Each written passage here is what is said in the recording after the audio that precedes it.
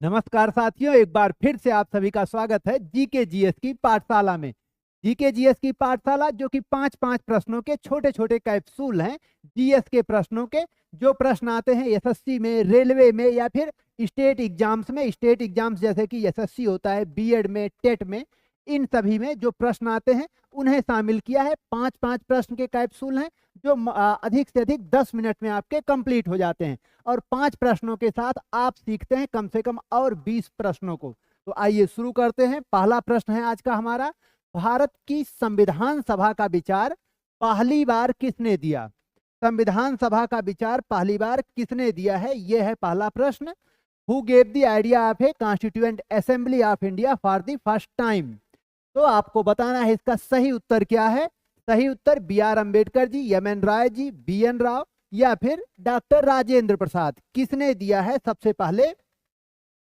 सबसे पहले संविधान सभा का विचार भारत में? और इसका सही उत्तर है एम.एन. रॉय जी। एम.एन. रॉय जी जिन्होंने ये विचार दिया सबसे पहले, यानी संविधान सभा का विचार दिया। कब दिया है ये विचार? इन्होंने सबसे पहले ये विचार दिया 1934 में। 1934 में। उनके पहले भी कई लोगों ने संविधान सभा की मांग की थी अलग अलग रूप में, पर सही से ऑफिशियल आधिकारिक रूप से पहली बार संविधान सभा, यानी भारत के लिए एक संविधान होना चाहिए और ये संविधान एक संविधान सभा द्वारा बनाया जाना चाहिए, ये बोला एम.एन. रॉय ने। फिर 1935 में कांग्रेस ने, यानी भारतीय राष्ट्रीय कांग्रेस ने भी मांग की और 1936 में कांग्रेस के अधिवेशन में जवाहरलाल नेहरू जी ने मांग की। अगर डॉक्टर बी.आर. अम्बेडकर जी की को देखें तो ये जो है ड्राफ्टिंग कमेटी के, संविधान सभा की ड्राफ्टिंग कमेटी या प्रारूप समिति के अध्यक्ष थे। संविधान की प्रारूप समिति के अध्यक्ष,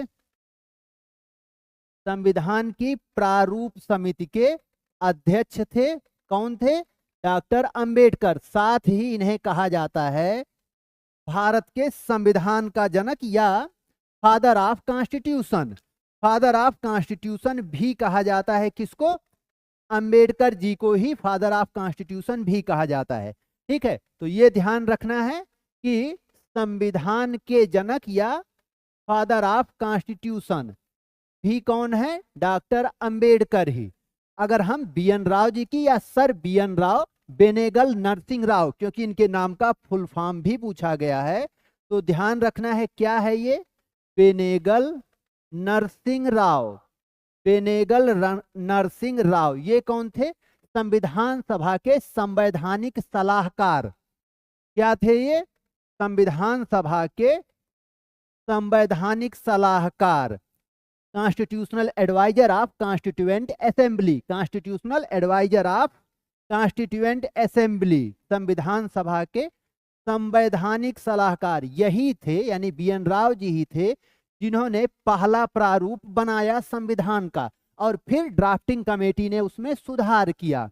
ठीक है, तो ये थे संवैधानिक सलाहकार। जबकि अगर बात करें डॉक्टर राजेंद्र प्रसाद की, डॉक्टर राजेंद्र प्रसाद संविधान सभा के अस्थाई अध्यक्ष थे। कौन थे? संविधान सभा के अस्थाई अध्यक्ष और साथ ही भारत के पहले राष्ट्रपति। कब बने थे? 26 जनवरी 1950 को। 24 जनवरी को इन्हें चुना गया था पहले राष्ट्रपति के रूप में, डॉक्टर राजेंद्र प्रसाद को, और 26 जनवरी को राष्ट्रपति बन गए थे 1950 में। ठीक है, संविधान सभा के अस्थाई अध्यक्ष भी थे ये। अस्थाई अध्यक्ष इन्हें कब चुना गया था? 11 दिसंबर 1946 को। 1946 को अस्थाई अध्यक्ष संविधान सभा के। तो ये ध्यान रखना है। आपके यहाँ पर 5 प्रश्न तैयार हो जाते हैं। अगला प्रश्न देखते हैं। अगला प्रश्न है, कौन सा हड़प्पा स्थल हरियाणा में है? आप सब भी बताइए जल्दी से कमेंट करके, कौन है, कौन सा स्थल हरियाणा में है? Which of the following Harappan site is in the Haryana? Rakhigarhi, Kalibanga, Lothal या धौलावीरा? तो देखते हैं इसको कि कौन सा है आखिर।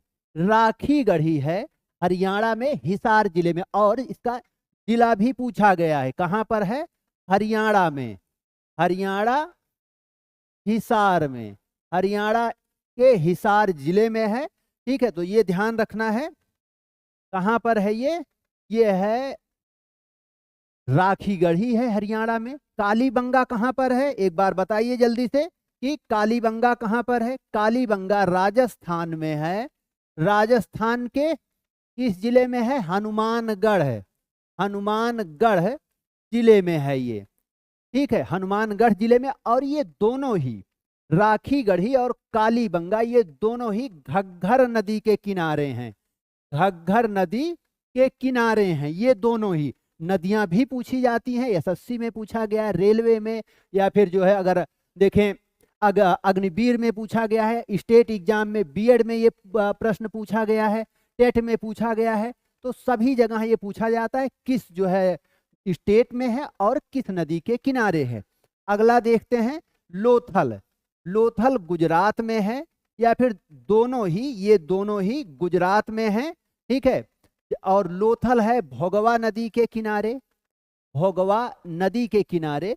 और वर्ल्ड का ओल्डेस्ट पोर्ट है, विश्व का सबसे प्राचीनतम पत्तन माना जाता है लोथल को, ठीक है।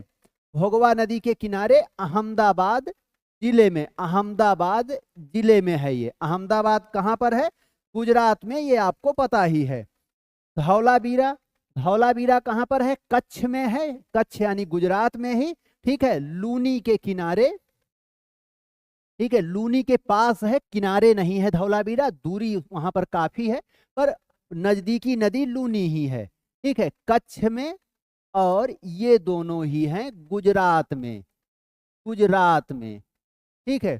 तो नदी कौन सी है, लूनी और भोगवा। तो ये सब उम्मीद करते हैं कि क्लियर हो गया होगा और 4 प्रश्न और आपके तैयार होते हैं।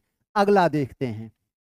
अगला प्रश्न है पानीपत की पहली लड़ाई कब हुई थी। पानीपत की लड़ाई पर प्रश्न आते ही रहते हैं, पानीपत और तराइन इस पर प्रश्न आते ही रहते हैं, ठीक है। और दोनों ही जगह पर 3-3 लड़ाइयां हुई हैं, तराइन में भी और पानीपत में भी, ठीक है।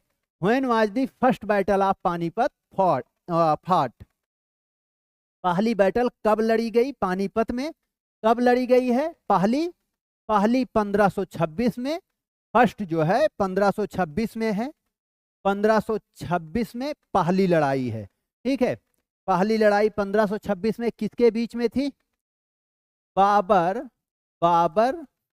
और इब्राहिम लोदी, बाबर और इब्राहिम लोदी। और इस युद्ध में इब्राहिम लोदी को हरा करके ही भारत में मुगल वंश की स्थापना हुई थी, पानीपत की पहली लड़ाई से। दूसरी लड़ाई कब लड़ी गई, दूसरी लड़ाई, दूसरी जो है second battle of Panipat, Panipat की दूसरी लड़ाई कब लड़ी गई, 1556 में। किसके बीच, अकबर और हेमू के बीच, अकबर और हेमू या हेमू विक्रमादित्य भी कहते हैं। भारत के इतिहास में अंतिम विक्रमादित्य हेमू ही माना जाता है, जिसने उपाधि ली हेमू विक्रमादित्य की, जो सूरवंश के शासक आदिल शाह सूरी का प्रधानमंत्री और सेनापति था, ठीक है। तो अकबर और हेमू। जबकि बात करें अगर तीसरी बैटल की, third battle of Panipat, third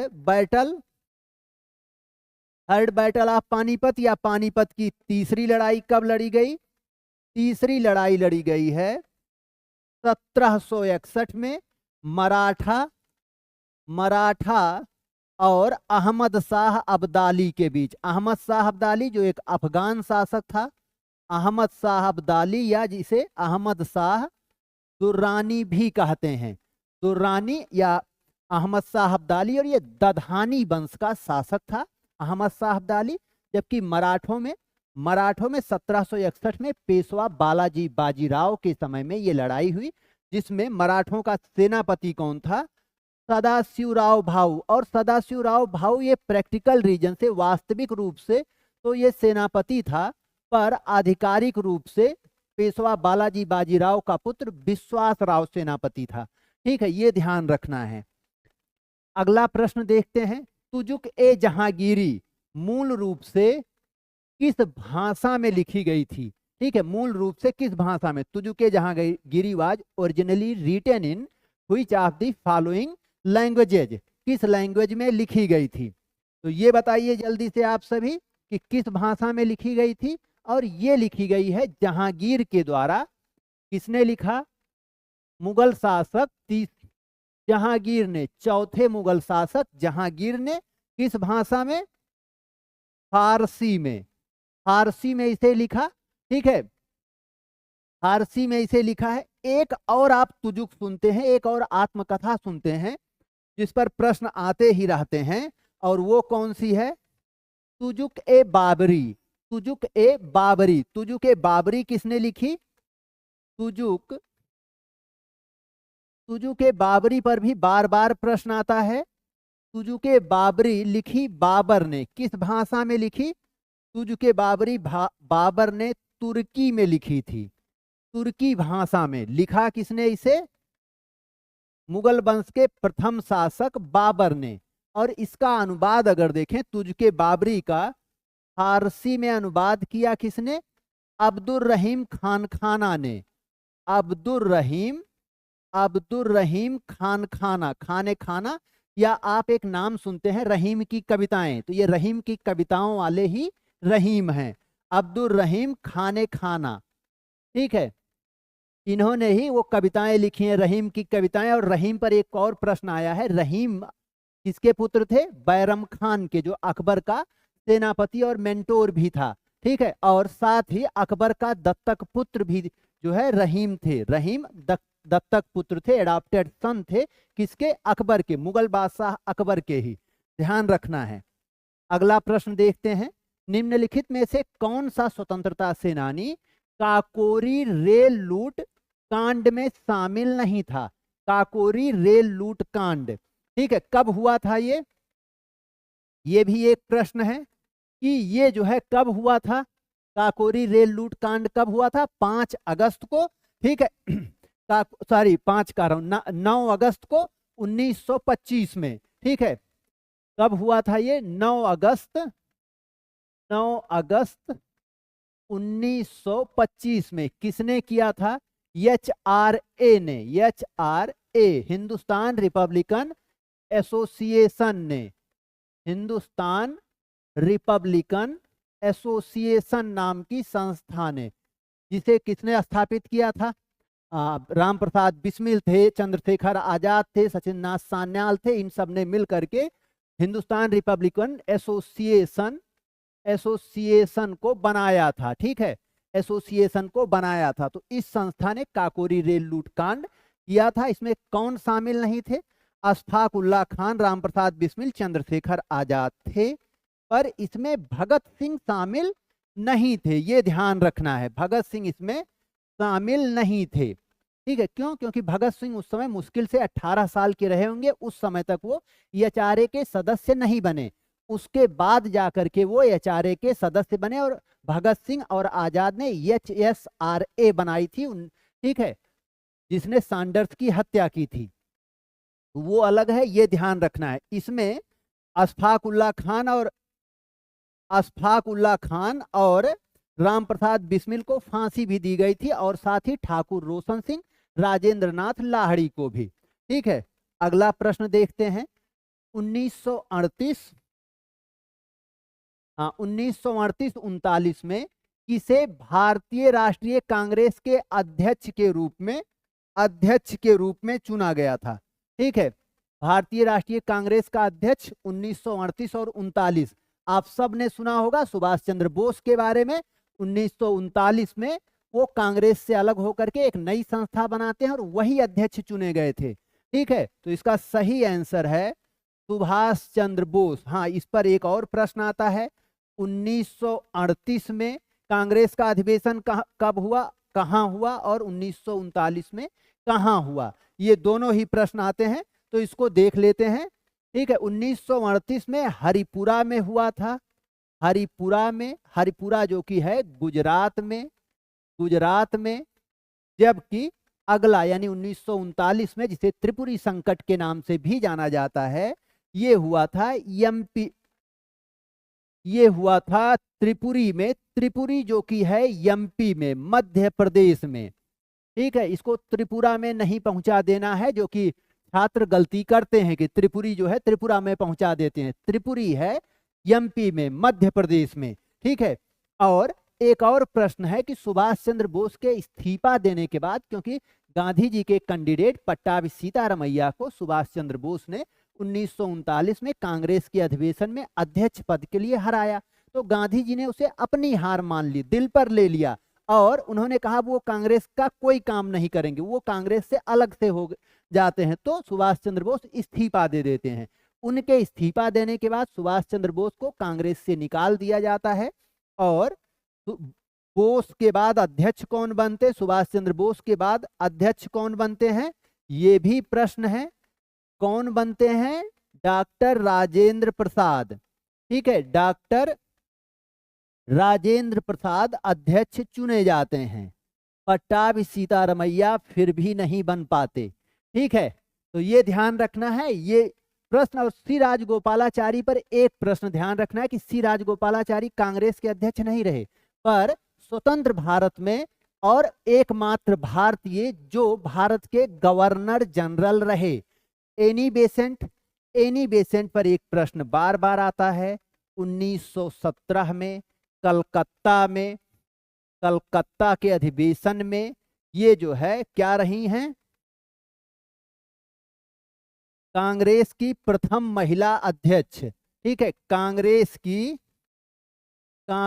की प्रथम महिला अध्यक्ष कौन रही? एनी बेसेंट, प्रथम महिला अध्यक्ष। ध्यान रखना है, प्रथम भारतीय महिला अध्यक्ष कौन थी? सरोजनी नायडू, जो 1925 में कानपुर अधिवेशन में रही। एनी बेसेंट कोलकाता अधिवेशन या कलकत्ता अधिवेशन 1917 में कांग्रेस की अध्यक्ष रही। और अंतिम प्रश्न ये आपके लिए है, आप कमेंट करके बताइए कि इसका सही उत्तर क्या है। महात्मा गांधी ने करो या मरो का नारा किस राष्ट्रीय आंदोलन के दौरान दिया था? स्वदेशी आंदोलन, भारत छोड़ो आंदोलन, असहयोग आंदोलन या सविनय अवज्ञा आंदोलन? तो इसी तरह के दूसरे जो है, इसी तरह के और वीडियोज के लिए चैनल को लाइक, शेयर और सब्सक्राइब भी करें। धन्यवाद। मिलते हैं अगले वीडियो में, अगले कैप्सूल